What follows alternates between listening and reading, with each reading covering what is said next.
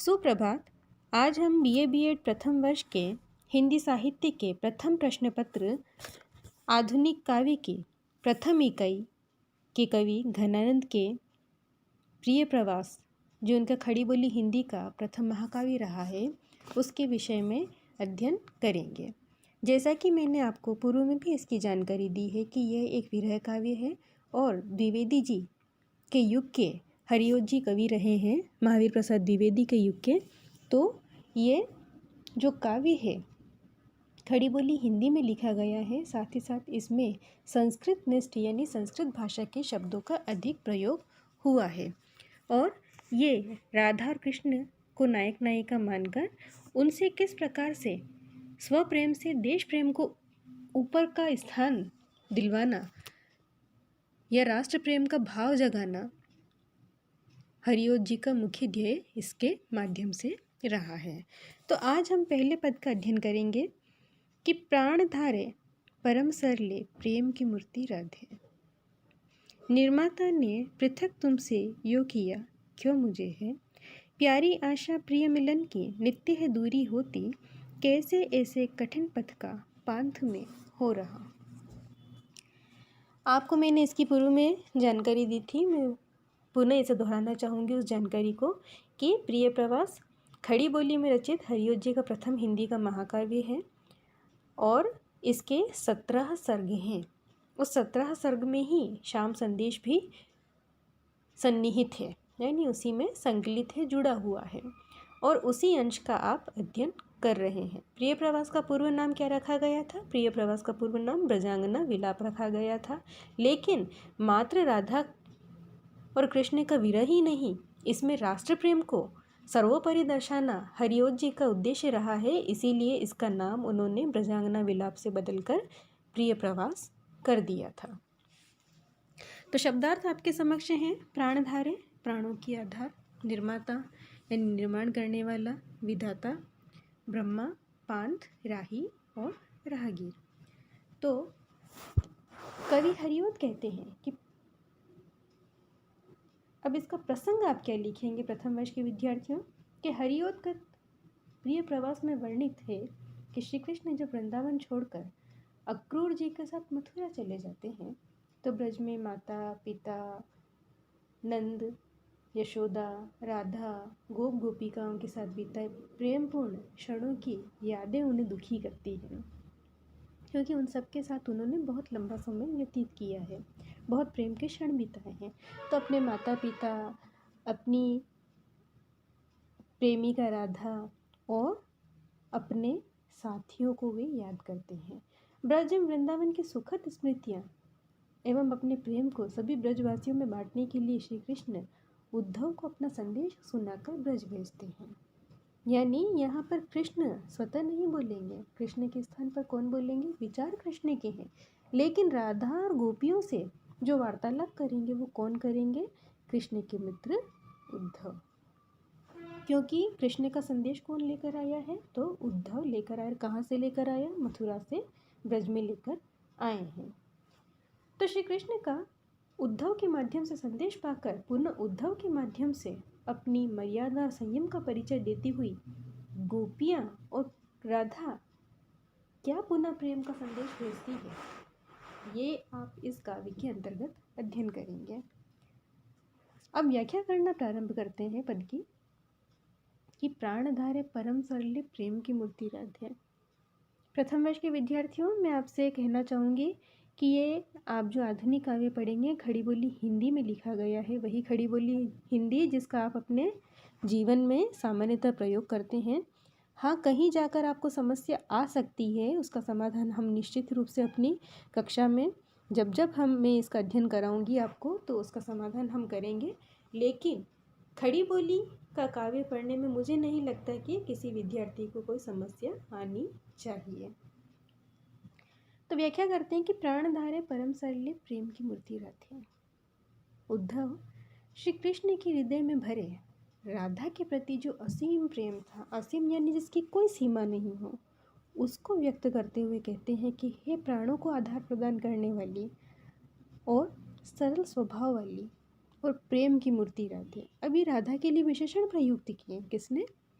उद्धव ने नहीं, बल्कि श्री कृष्ण ने, कि प्राणों को आधार प्रदान करने वाली, यानी कृष्ण कह रहे हैं कि मेरी तो जीवन दायिनी ही राधा तुम हो। सरल स्वभाव वाली, यानी राधा तुम्हारा स्वभाव बहुत सरल है, मन की बहुत भोली हो। प्रेम की मूर्ति राधे, यानी तुम्हारे मन में कहीं किसी के लिए नफरत, ईर्ष्या, द्वेष का भाव तो है ही नहीं, तुम सबसे प्रेम करती हो। प्रेम की मूर्ति राधे। निर्माता ने पृथक तुमसे यो किया, क्यों मुझे है। अब श्री कृष्ण शिकायती लहजे में कह रहे हैं कि सृष्टि का निर्माण करता ब्रह्मा विधाता ने हमारे बीच के इतने प्रेम को जानकर भी मुझे तुमसे क्यों अलग कर दिया है राधा। ये प्रश्न मेरे मन में बार बार उठता है। प्यारी आशा प्रिय मिलन की नित्य है दूरी होती। हे प्यारी राधा, तुम और मैं एक नहीं हो सकते, लेकिन मुझे प्रिय मिलन की नित्य आशा है, तुमसे मिलन की आशा है। किंतु अगर यह दूरी होती तो मैं ऐसा प्रयास कभी नहीं करता कि जिससे अपना मिलन हो जाए। यानी कृष्ण कह रहे हैं कि तुम और मैं दूर जरूर हैं, लेकिन तुम और मैं राधा वास्तविक रूप से दूर कहाँ है। मेरे मन में तुमसे मिलन की नित्य आशा जगी रहती है कि एक ना एक दिन हमारा मिलन होगा, हम मिलेंगे। कैसे ऐसे कठिन पथ का पांथ में हो रहा हूँ, अर्थात हम दोनों एक दूसरे से इतने दूर हो चुके हैं कि विधाता की कृपा से कि चाहने पर भी एक नहीं हो पा रहे। यानी राधा, तुम भी चाहती हो कि तुम मुझसे मिलो, मैं भी चाहता हूँ कि मैं तुमसे मिलूं, लेकिन विधाता ने क्या पता अपनी लेखनी से हमारे भाग्य में क्या लिख रखा है कि हम मिल नहीं पा रहे हैं। और श्री कृष्ण कह रहे हैं कि कैसे इस कठिन मार्ग का मैं राहगीर बन रहा हूँ और कैसे मन में ये दिनों दिन एक आशा लेकर जी रहा हूँ कि एक ना एक दिन मेरी राधा से मेरा मिलन होगा। कठिन पथ कौन सा है? कठिन पथ विरह का बताया है। ये वियोग श्रृंगार का पद है, यानी प्रेम तो है लेकिन राधा और कृष्ण इसमें एक साथ नहीं है, दोनों अलग अलग स्थान पर है, दोनों एक दूसरे को याद कर रहे हैं, मन में आशा संजोए बैठे हैं कि एक ना एक दिन हमारा मिलन होगा। इसीलिए ये कौन सा पद है, किस विषय पर आधारित है? ये वियोग श्रृंगार पर आधारित पद है। तो प्रथम पद जो भी हमने अध्ययन किया श्याम संदेश के अंतर्गत वो ये है कि राधा और कृष्ण दोनों अलग अलग स्थानों पर है। राधा ब्रज में है, कृष्ण मथुरा में है। उद्धव के माध्यम से उन्होंने अपना संदेश भिजवाया है गोपियों और राधा के लिए। और अब कृष्ण के मनोभावों को उद्धव उनके समक्ष व्यक्त कर रहे हैं कि कृष्ण ने क्या संदेशा भिजवाया है। अब हम आगे पद संख्या 2 का अध्ययन करेंगे कि वो दो प्यारे हृदय मिलके एक ही हो गए हैं, क्यों धाता ने विलग उनके गात को यूं किया है। कैसे आके गुरुगिरी पड़े बीच में है उन्हीं के, जो दो प्रेमी मिलित पय ओ नीर से नित्यश थे। शब्दार्थ: धाता यानी विधाता, ब्रह्मा, विलग यानी पृथक, अलग करना, गात शरीर, गुरुगिरी महान बड़े बड़े पर्वत, मिलित मिलते थे, पाए यानी दूध, नीर अर्थात पानी। अब प्रसंग क्या लिखेंगे? हरिओम ने श्री कृष्ण की विरही अवस्था का स्वप्न में चित्रण किया है। श्री कृष्ण की विरही अवस्था क्यों है? क्योंकि कृष्ण अपने माता पिता, अपनी प्रेमिका, अपने मित्रों को छोड़कर ब्रज से मथुरा चले गए हैं, तो ये उनकी विरह की अवस्था है। और उस विरह की अवस्था का स्वप्न में चित्रण कौन कर रहा है? कवि हरिओद। आगे हरिओद लिखते हैं कि विधाता ने ही उनके संयोग में खिले हृदयों को एक करके दोनों के बीच में अंतराल के बड़े बड़े पर्वत खड़े कर दिए। यानी इस पद के माध्यम से हरिओद ये बताना चाह रहे हैं कि जब संयोग के क्षण अकस्मात यानी अचानक समाप्त होते हैं और वियोग के क्षणों का प्रारंभ होता है तो किस प्रकार से मन पीड़ा पाता है, यानी किस प्रकार की व्यक्ति को तकलीफ होती है, वेदना होती है, किस प्रकार से वो दुखी होता है। उस दुख या उस वेदना को उन्होंने श्री कृष्ण के मन के भावों के माध्यम से हरिओ जी ने व्यक्त किया है। व्याख्या करते हैं, वो दो प्यारे हृदय मिलके एक ही है हो गए, उद्धव राधा के प्रेम में विगलित। यानी उद्धव राधा के प्रेम में पूरी तरह से भीगे हुए श्री कृष्ण का संदेश राधा को सुना रहे हैं। प्रथम वर्ष के विद्यार्थी ये विशेष रूप से याद रखें कि ये स्वयं श्री कृष्ण नहीं बोल रहे हैं, उनका संदेशा उद्धव लेकर आए हैं मथुरा से ब्रज, और वे राधा और गोपियों को सुना रहे हैं कि हे राधा जी, श्री कृष्ण ने कहा है कि उनका और आपका हृदय मिलकर एक में एक हो गया है। यानी आप दोनों का हृदय, शरीर अलग अलग है लेकिन आप दोनों का हृदय अर्थात आपकी आत्मा एक हो चुकी। किसकी आत्मा है? राधा और कृष्ण की। क्यों दाता ने विलग उनके गात को यूं किया है। अब हरिओ जी यानी कवि उद्धव के माध्यम से अपने भावों को व्यक्त कर रहे हैं। वे कहते हैं कि क्यों धाता ने विलग उनके गात को यूं किया है।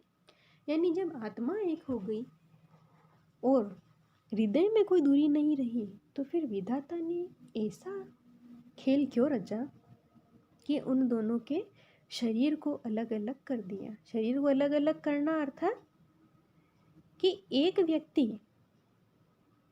ब्रज में रह गया और एक मथुरा चला गया। दोनों एक दूसरे को देख भी नहीं पा रहे थे, मिलना और बात करना तो दूर की बात है। कैसे आके गुरुगिरी पड़े बीच में है उन्हीं के।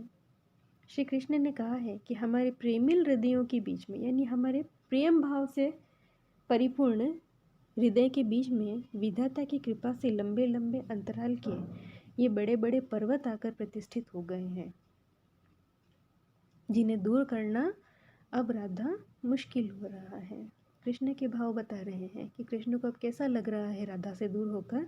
तो उद्धव कह रहे हैं कि कृष्ण ने कहा है कि हे राधा, हमारे प्रेमिल हृदयों के बीच में, यानी हम दोनों प्रेमी जनों के हृदयों के बीच में विधाता की कृपा से, यानी ब्रह्मा जी की कृपा से लंबे लंबे अंतराल के, यानी दूरी आ गई है हम दोनों में। राधा, तुम वहाँ और मैं यहाँ, हम दोनों अलग अलग स्थान पर रह गए हैं।